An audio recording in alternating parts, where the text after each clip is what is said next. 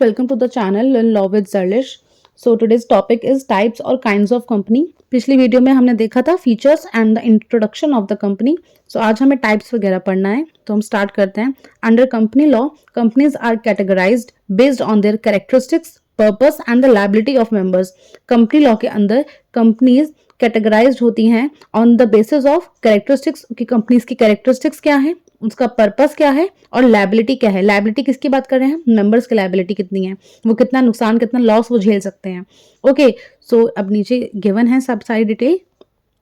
सबसे पहला क्लासिफिकेशन होगा on the basis of incorporation. Incorporation के ऊपर कि कंपनी जो बनी है उसके बेसिस पर हम हम डिफरेंशिएट करेंगे और हम क्लासिफाई करेंगे. ओके, सबसे पहला है point statutory company. Statutory company क्या होती है? इसके डेफिनेशन में आएगा एस्टैब्लिश्ड बाय स्पेसिफिक एक्ट और लेजिस्लेचर और पार्लियामेंट.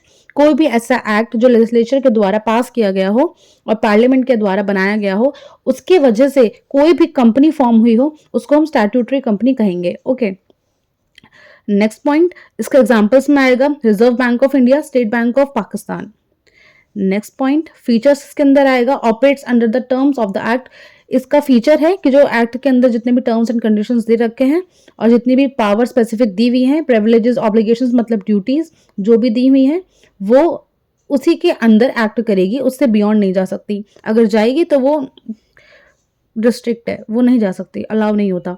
ओके, केस लॉ इसके अंदर गिवन है ब्रैडलॉक वर्सेस न्यू बार्न सीमेंट्री कंपनी. 1881 का ये केस लॉ है. इसके फैक्ट्स हैं. The court held that a statutory company, court ने कहा कि जो भी स्टैट्यूटरी कंपनी होती है वो बाउंड होती है प्रोविजंस के द्वारा जिसके वजह से वो एग्जिस्टेंस में आई है. Okay, and could not go beyond the powers conferred by the act. और उस जो जितनी भी पावर्स उस एक्ट में दी हुई हैं उसके बियॉन्ड वो एक्ट नहीं कर सकती. इसका मतलब है कि आपको कहा गया है कि आपको सिर्फ पेन का कंस्ट्रक्शन करना है. ये एग्जांपल मैंने पिछली वीडियो में भी दिया था, अगर आपने मेरी प्रीवियस वीडियोस देखी हो, कि एक कंपनी है उसका काम है सिर्फ पेन बनाने का, ठीक है, और अब वो इंक भी बनाने लगी है. तो उसका पावर कितनी थी? सिर्फ पेन तक की, पेन की बॉडी बनाने की. लेकिन अब वो इंक बनाने लगी है तो वो अपनी कंपनी जो है अपनी पावर्स के बियॉन्ड एक्ट कर रही है. तो ये वाला एग्जांपल आपको याद होगा, इससे आपको क्लियर हो गया होगा.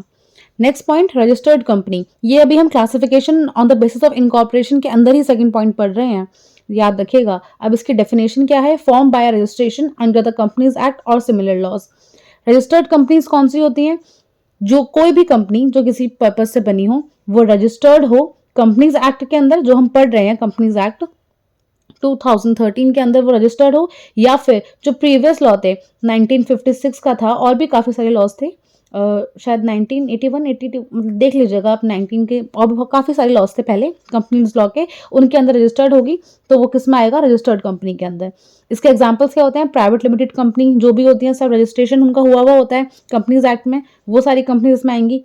पब्लिक लिमिटेड कंपनीज जो होती हैं, जो गवर्नमेंट नहीं, जो पब्लिक कंपनीज बनती हैं और वो भी रजिस्टर्ड होती हैं कंपनीज एक्ट के अंदर या फिर उन्हीं के सिमिलर एक्ट्स के अंदर, तो उन्हें हम क्या कहते हैं? रजिस्टर्ड कंपनी कहते हैं. ओके, नेक्स्ट, इसका फीचर, इस कंपनी के फीचर्स क्या होते हैं? ये गवर्न होती हैं आर्टिकल ऑफ एसोसिएशन के द्वारा और मेमोरेंडम ऑफ एसोसिएशन के द्वारा. इसकी एक दोनों की सेपरेट वीडियो मैं बनाऊंगी. नेक्स्ट वीडियो शायद मेरी इसी पर होगी, जिसमें मैं आर्टिकल ऑफ एसोसिएशन आपको क्लियरली समझाऊंगी और मेमोरेंडम ऑफ एसोसिएशन आपको क्लियरली बताऊंगी.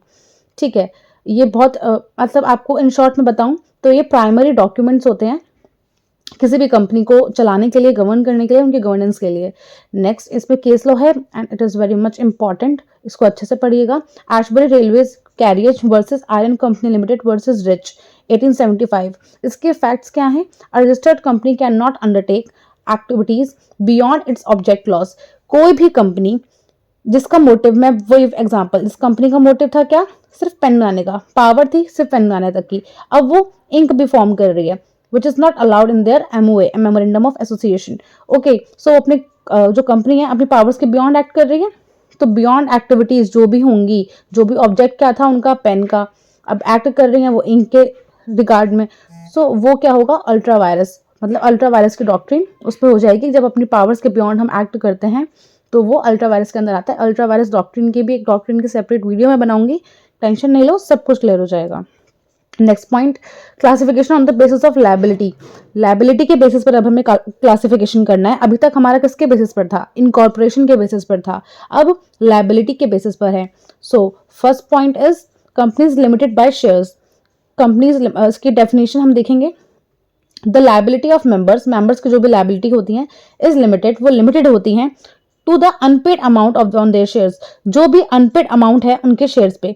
मतलब जैसे कि कोई भी मेंबर है, उसका शेयर है 50%, 50% उस बंदे का शेयर है, किसी भी मेंबर का, जो भी कंपनी का ऑनर है, शेयर होल्डर है, ठीक है। उसकी लायबिलिटी लिमिटेड कितनी होगी? वो भी 50% तक ही होगी, जितना उसका शेयर है उतनी ही उसकी लायबिलिटी होगी अनपेड अमाउंट पे, unpaid amount on their share. Okay, next point is example. इसमें एग्जाम्पल क्या आएगा? Most private and public companies सारी आती हैं इसमें। फीचर्स क्या है इसका? Members are not personally liable beyond their investment. मतलब जितना तुमने 50% तुमने इन्वेस्ट करा है कंपनी में, तो तुम लायबिलिटी भी तुम्हारी 50% की ही होगी। ऐसा नहीं है कि तुमने 50% का इन्वेस्टमेंट करी हो और तुम्हारी लायबिलिटी हो जाए कितनी, 40% या 20%। नो, ऐसा नहीं होगा, बिल्कुल भी नहीं होगा। इसमें केस लॉ गिवन है, Salomon versus Salomon Company Limited, 1897 का केस लॉ है। इसके फैक्ट्स क्या हैं? The House of Lords, House of Lords किसे कहते हैं? जो सुप्रीम कोर्ट है ना हमारा आज के डेट में, वो 1897 के टाइम पे हाउस ऑफ लॉर्ड्स कहा जाता था। Upheld the principle of limited liability, इस केस में लिमिटेड लायबिलिटी के प्रिंसिपल को, लिमिटेड लायबिलिटी के प्रिंसिपल को अपहेल्ड किया गया था, मतलब लाया गया था एग्जिस्टेंस में। Okay, confirming that a company is separate legal entity, जिसमें कंफर्म कर दिया गया था कि कंपनी एक सेपरेट लीगल एंटिटी होती है। हमने पिछली वीडियो में डिस्कस करा है सेपरेट लीगल एंटिटी का मतलब क्या होता है, आप चाहें तो देख सकते हैं। Distinct from its share holder, कि वो शेयर होल्डर से डिस्टिंग्विश होती है, मतलब शेयर होल्डर्स अलग कंसिडर किए जाते हैं और कंपनी का एग्जिस्टेंस अलग कंसिडर किया जाता है। Okay, next point, companies by guarantee. Definition क्या है इसकी? Members agree to contribute a fixed amount towards debts if the company is wound up. अब सपोज मानिए कि एक कंपनी है, ठीक है, वो वाइंडिंग अप के प्रोसेस पे जा रही है। अब कंपनी के जो मेंबर्स थे उन्होंने अपना कंट्रीब्यूशन फिक्स कर रखा था कि अगर कंपनी वाइंड अप होगी तो एक, सपोज एक कंपनी में 5 मेंबर थे, उन 5 मेंबर ने डिसाइड किया हुआ था कि अगर मैं 1 लाख दूंगा, और मतलब 1 लाख बंदा ईच देगा, हर पर्सन जब कंपनी वाउंड अप होगी तो वो ईच, मतलब हर एक बंदा 1-1 लाख रुपए देगा। किस लिए? कंपनी के डेट्स को कवर करने के लिए। ओके, इसके एग्जांपल्स में आ जाएगा चैरिटेबल ऑर्गेनाइजेशंस, क्लब्स वगैरह। फीचर्स इसका क्या होगा? नॉन प्रॉफिट के लिए होता है, फोकस होता है सिर्फ और सिर्फ सोशल वेलफेयर के लिए। जितनी भी चैरिटी वाले हमारी कंपनीज होती हैं तो उसमें ये चीज आती हैं। इसके अंदर केस लॉ है, Guinness versus land corporation of Ireland, 1883 का ये केस लॉ है, पढ़ लीजिएगा। फैक्ट्स इसके हैं, the court highlighted that members of a guarantee company, जो भी गारंटिंग कंपनी होगी, मतलब गारंटी कंपनी के नाम से आपको समझ आ रहा होगा कि हाँ भाई, पर्सन्स ने इतनी गारंटी दे दी है कि अगर इतना नुकसान होगा तो उसमें से 2 लाख तो मैं दूंगा ही दूंगा, बाकी का मैं देखूंगा, मैं दे सकता हूँ, दे सकता उसी टाइम पे, लेकिन 2 लाख की कंफर्मेशन है मेरी तरफ से कि कंपनी को अगर लॉस होता है तो 2 लाख की भरपाई मैं करूंगा। दैट्स इट, इतना होता है कंपनीज बाय गारंटी के अंदर, ठीक है। तो कंपनी ने गारंटी करी थी कंपनी के मेंबर्स ने, are liable only to the extent of guarantee amount, की मतलब 2 लाख की गारंटी मैंने करी थी तो 2 लाख रुपए ही मैं दूंगा, उससे ज्यादा की नहीं दूंगा। अगर उसके पास हो उस टाइम पे ज्यादा तो वो दे सकता है बाय हिज चॉइस, लेकिन उसकी गारंटी कितनी थी? 2 लाख की तक की थी, तो 2 लाख तक के ही देगा। नेक्स्ट है unlimited company. Next point, definition क्या है इसकी? मेंबर्स लायबिलिटी इज अनलिमिटेड, जहां पर अगर कंपनी को लॉस हुआ है, उसके डेट्स इतने ज्यादा बढ़ गए हैं, तो मेंबर्स ऑफ द कंपनीज को अपने आप को, अपने घर को, अपनी एसेट्स को, अपने पर्सनल एसेट्स को बेचकर भी वो डेट्स चुकाने होंगे। उसे कहते हैं अनलिमिटेड, मतलब जिसकी कोई लिमिटेशन ही नहीं है। तो अपना घर बेचो, मकान बेचो, सब बेच दो, लेकिन जो डेट्स हैं, जो तुम्हारा कर्जा है, उसे चुकाओ। ओके, तो personal assets are you be used can be pay off companies debt, जो कंपनीज के डेट को पर्सनल, मतलब जब पर्सनल एसेट्स यूज होते हैं कंपनीज के डेट्स को क्या करने के लिए, पूरे करने के लिए, तब हम उसे अनलिमिटेड कंपनी का नाम कह देते हैं। एग्जाम्पल, रेयर इन प्रैक्टिसेस, होती नहीं है, कौन बंदा ऐसी कंपनी बनाएगा जिसमें उसका घर मकान सब बिक जाए, ठीक है। फीचर्स में क्या आएगा, हाई रिस्क स्ट्रक्चर, बहुत रिस्क होता है इसमें कि हल्का सा भी अगर लॉस हो गया, ज्यादा लॉस हो गया तो हमारा पर्सनल सारे एसेट खत्म हो जाएंगे, हम रोड पर आ जाएंगे।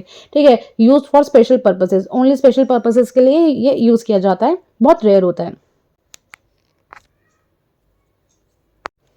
अब इसके अंदर एक केस लॉ है, रे बर्गलिन हॉल कॉलेरी कंपनी, ऐसे नाम है इनके, याद ही नहीं हो सकते कभी। 1870। आई नो ये टफ है याद करना, लेकिन आप करोगे, वैसे इतना इंपॉर्टेंट ये है नहीं, अगर आपको याद रहे तो आप लिख देना, आप सिर्फ नाम लिखोगे, दैट इज ऑल्सो इनफ। अब इसके फैक्ट्स क्या थे, it's in an unlimited company, ये एक अनलिमिटेड कंपनी थी जिसके अंदर क्रेडिटर्स जो थे वो क्लेम कर रहे थे पर्सनल एसेट्स को of the member for settling debts. एक अनलिमिटेड लायबिलिटी वाली एक कंपनी थी जिसके अंदर जितने भी जो कर्जदार लोग, मतलब जिनसे कर्जा लिया था कंपनी ने, वो लोग क्लेम कर रहे थे, क्या क्लेम कर रहे थे, उनके पर्सनल एसेट वो बेचें और हमारे जो डेट्स हैं उनको सेटल कर दें। ओके।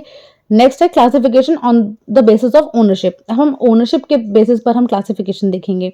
सबसे पहला है प्राइवेट कंपनी। डेफिनेशन क्या है इसकी, restrict the transfer of shares and limits the number of members, usually 2 to 100। Private company होती है जिस, प्राइवेट कंपनी या पब्लिक कंपनी मेन चीज होती है, ओनर मतलब ओनरशिप के अंदर। अब पहली है प्राइवेट कंपनी। प्राइवेट कंपनी के साथ मतलब प्राइवेट है तो कुछ रिस्ट्रिक्शंस होंगी, कुछ मतलब ऑब्लिगेशंस अलग से होंगी जो पब्लिक कंपनी से डिफर करती होंगी। तो ये रिस्ट्रिक्ट करती है ट्रांसफर ऑफ शेयर्स को। हमेशा याद रखिएगा प्राइवेट कंपनी के अंदर शेयर्स, ट्रांसफर ऑफ शेयर्स हमेशा क्या होगा, रिस्ट्रिक्टेड होगा। ये 3-4 वर्ड्स हैं जो की वर्ड्स होते हैं, इनको याद रखेंगे, आपको पूरा टॉपिक याद रहेगा, आप अपनी लैंग्वेज में भी एग्जाम में लिखकर आ सकते हैं। Okay. And limits the number of members, और इनके मेंबर्स भी लिमिटेड होते हैं, 2 या 200, इससे ज्यादा नहीं हो सकते। अगर वो 200 प्लस हो गए, अगर वो 201 भी हो गया ना, तो वो किसके अंदर आएगा, फिर वो पब्लिक कंपनी बन जाएगा। ओके। सो फीचर्स के अंदर क्या है, फीचर्स इसका है, can not invite the public to subscribe their shares. अब जाहिर सी बात है प्राइवेट कंपनी है तो फैमिली, फ्रेंड्स, रिलेटिव्स उन्हीं के, उनके शेयर होल्डर्स वगैरह वही होंगे, वो पब्लिक को इन्वाइट नहीं कर सकते सब्सक्राइब करने के लिए उनकी कंपनी के शेयर्स को। Less stringent regulatory requirements. Okay.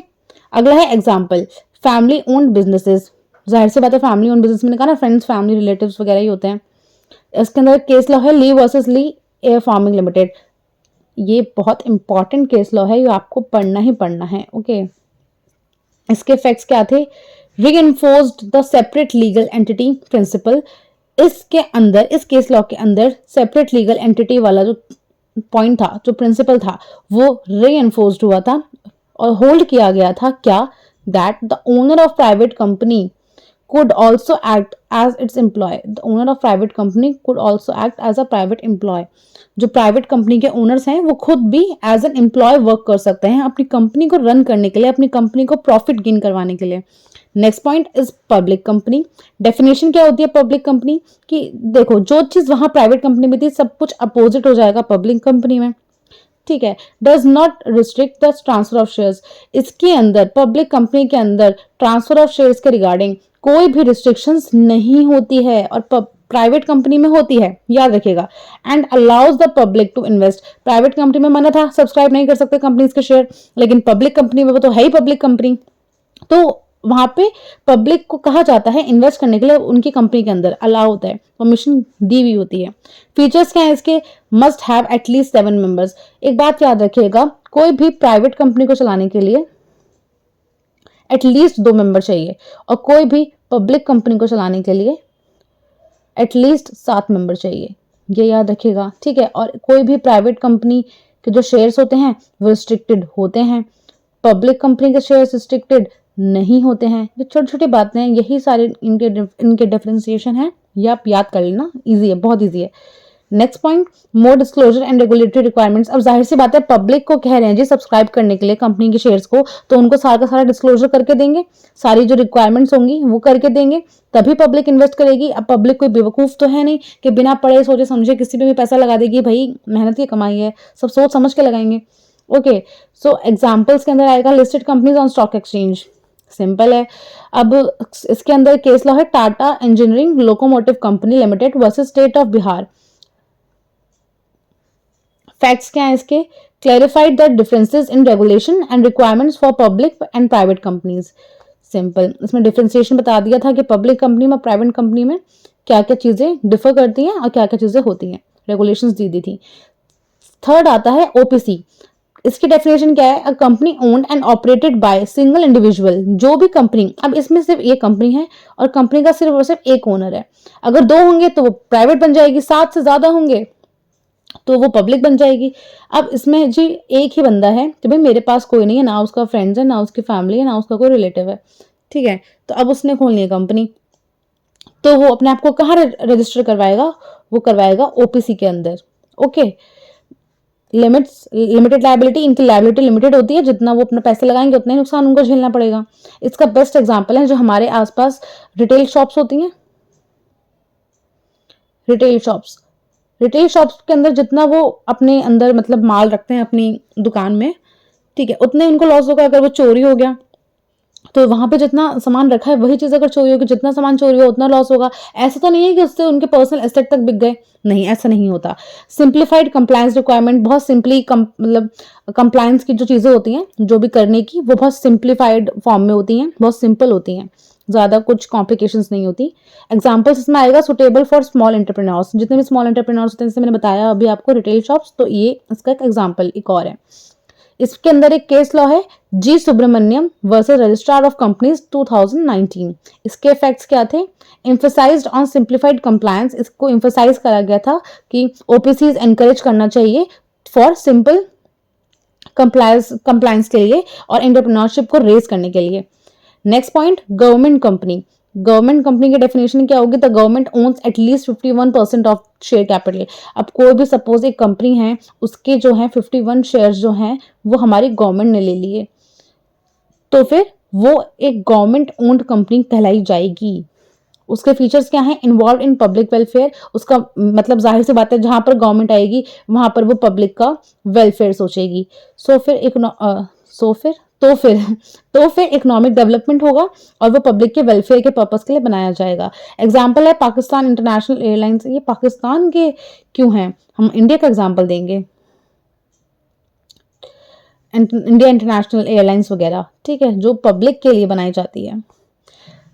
Case law, case law है हमारा इसमें Steel Authority of India Limited versus National Union Water Front Workers. इतना इंपॉर्टेंट नहीं है, नाम लिख दोगे इट इज इनफ। इसके फैक्ट्स क्या आते हैं? Clarified that a government company is treated as a private entity. जो गवर्नमेंट कंपनी होती है उसको प्राइवेट एंटिटी की तरह ट्रीट कर सकते हैं अनलेस जब तक एक्सप्लिसिटली स्टेटेड अदरवाइज, जब तक स्पेशली कहा नहीं जाएगा। मतलब आपको वर्बली, आपको ऑन रिटन पेपर्स के माध्यम से आपको लिखना है, बताना है कि एक कंपनी है जो प्राइवेट एंटिटी के फॉर्म में काम नहीं कर सकती। अब नेक्स्ट पॉइंट है हमारा क्लासिफिकेशन बेस्ड ऑन कंट्रोल। सबसे पहला इसमें आएगा होल्डिंग कंपनी। एक होल्डिंग कंपनी और एक सब्सिडरी कंपनी के ऊपर मैं सेपरेट वीडियो बनाऊंगी, आप वो देखिएगा, उससे आपको अच्छे से क्लियर हो जाएगा। यहाँ पर मैं आपको बस एक जिस्ट दे रही हूँ। इसका डेफिनेशन है, controls the composition of the board of directors. Board of directors का कंपोजिशन को कंट्रोल करना होल्डिंग कंपनी के अंदर आता है, ऑफ अनदर कंपनी। सब एक एग्जाम्पल मैं आपको समझाती हूँ। ये एक कंपनी है ए, ये एक कंपनी है बी। अब ये कंपनी जो है इसका 50% या 50% से ज्यादा जो शेयर है, जो शेयर नहीं मतलब जो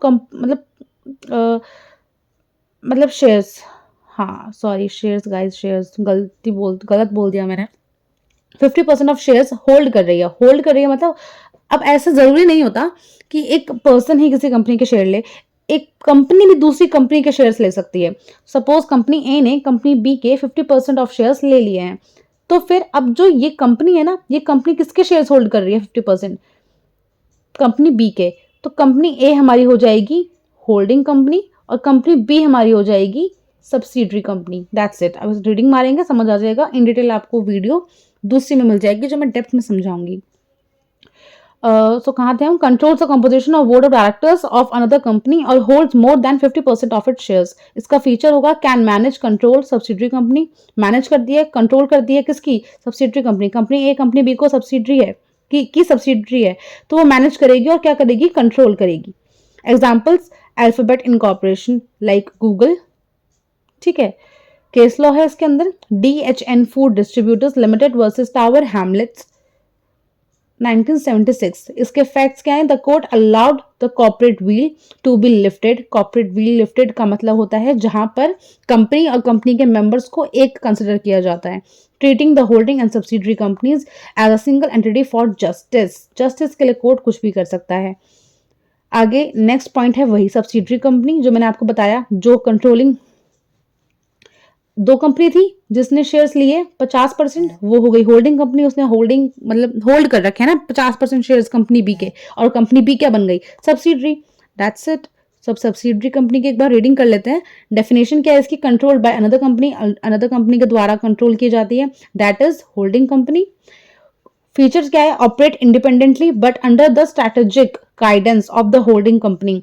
इंडिपेंडेंटली ऑपरेट की जाती है, लेकिन जब आपको पता है 50% शेयर होल्डिंग कंपनी ने उसके होल्ड कर रखे हैं तो फिर उसी की गाइडेंस, उसी की स्ट्रैटेजी के ऊपर वो चलेगी।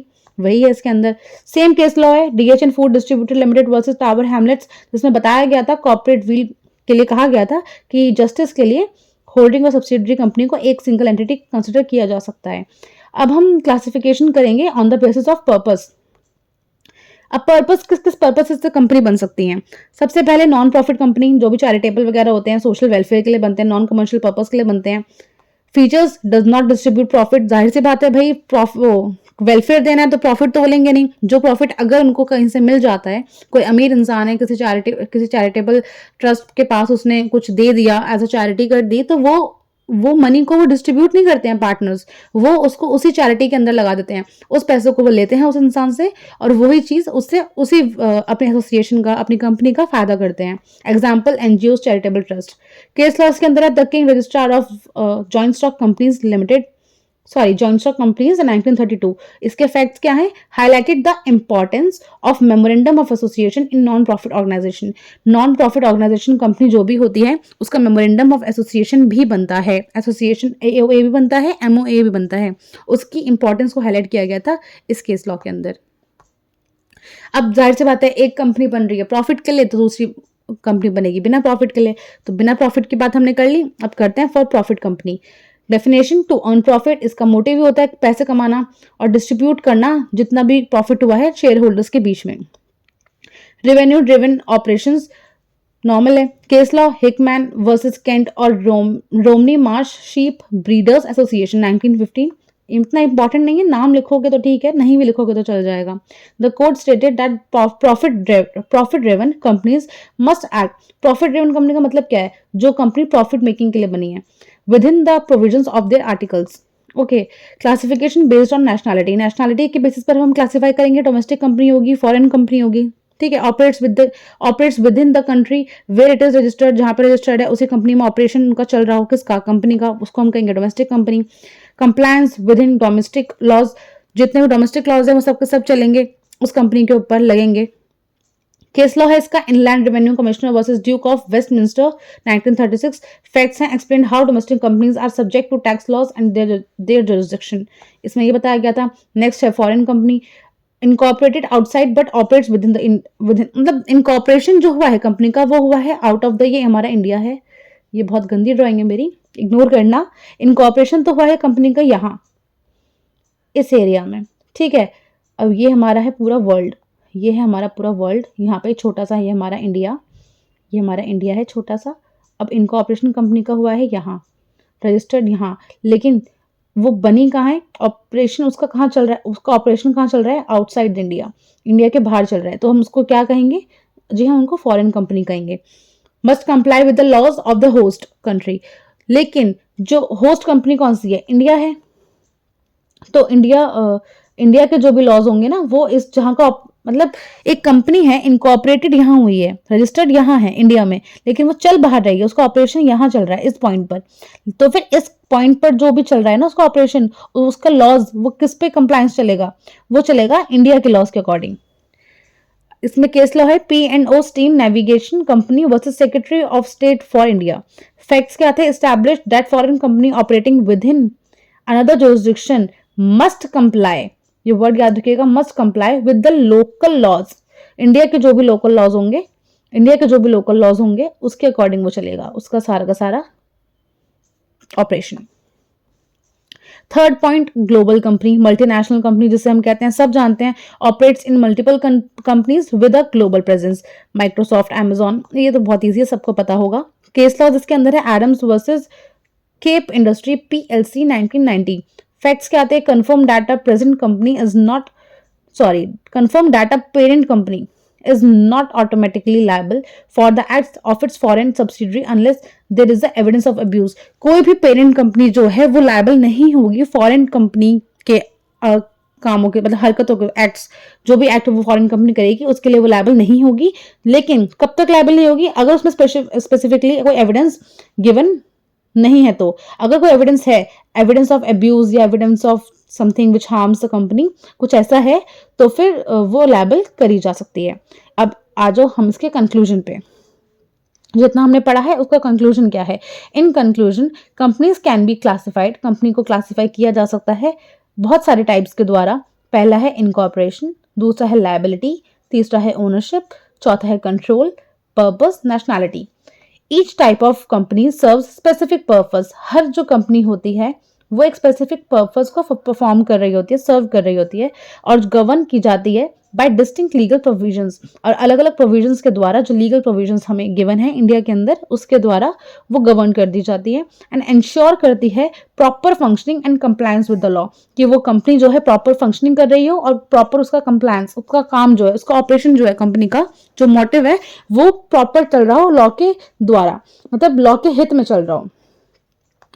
Next is choosing the appropriate type of company. एक एप्रोप्रिएट टाइप चूज करना जो असेंशियल है अलाइन बिजनेस ऑब्जेक्टिव्स, अपने बिजनेस को अलाइन करके रखने के लिए, with legal requirements, minimising risk and ensuring operational efficiency, जिसके अंदर लीगल रिक्वायरमेंट्स दी जा सके और मिनिमाइज करा जा सके रिस्क को, और इंश्योर करा जा सके एफिशिएंसी उस कंपनी की, वेदर फॉर प्रॉफिट, चाहे वो प्रॉफिट के लिए बनी हो कंपनी या फिर वो नॉन प्रॉफिट के लिए बनी हो, चाहे पब्लिक हो, चाहे प्राइवेट हो, चाहे मल्टीनेशनल लेवल पर हो, या फिर कोई भी company, every company structure plays a significant role in the economic social fabric contributing a growth innovation. अब जाहिर सी बात है इंडिया के अंदर कोई भी कंपनी बनेगी, चाहे वो प्रॉफिट हो, नॉन प्रॉफिटेबल हो, वो कहीं ना कहीं किसी न किसी वे में इंडिया की इकोनॉमिक और सोशल फैब्रिक को ग्रोथ में ला रही है, इनोवेट कर रही है और कंट्रीब्यूशन दे रही है अपना ग्रोथ के अंदर, इनोवेशन के अंदर और डेवलपमेंट के अंदर। सो स्टूडेंट्स, यही था हमारा आज का पूरा टॉपिक। आई होप आपको अच्छा लगा होगा। Please like, share, subscribe my channel and do comment also if you have any doubt. So मिलते हैं अब हम नेक्स्ट वीडियो में। Bye bye.